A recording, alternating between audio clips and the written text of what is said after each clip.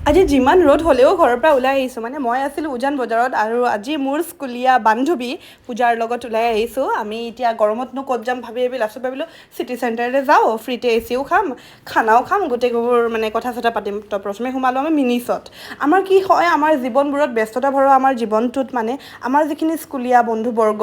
যিখিনি কলেজৰ ফ্ৰেণ্ড চাৰ্কেলখিনিতো থাকেই বাৰু কিন্তু স্কুলৰখিনিক মানে অকণমান মানে কি ৰিলেশ্যনবোৰ কমি আহে কিন্তু পূজাৰ লগত মোৰ ৰিলেশ্যন কমিব দিয়া নাই আৰু কেতিয়াও নিদিওঁ আৰু আছে বাৰু বহুত মোৰ ভাল ভাল স্কুল ফ্ৰেণ্ড আছে তো আজি আহিলোঁ পূজাৰ লগত আৰু আহিতো খামেই আৰু ল'লোঁ পিজ্জা আৰু এয়া এইবোৰ চকলেট চিৰাপচোন এইটো অঁ নহয় চচ হয়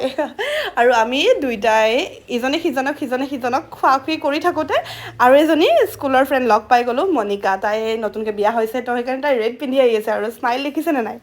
তো খাই বৈ উঠি অকণমান শ্বপিং কৰিলোঁ এইবোৰ বস্তু চায়ো ভাল লাগে কিবা এটা আৰু মই দুটা সৰুকৈ কিবা এটা ল'লোঁ এইয়া এই দুটা মই ল'লোঁ আজিলৈ আহিছোঁ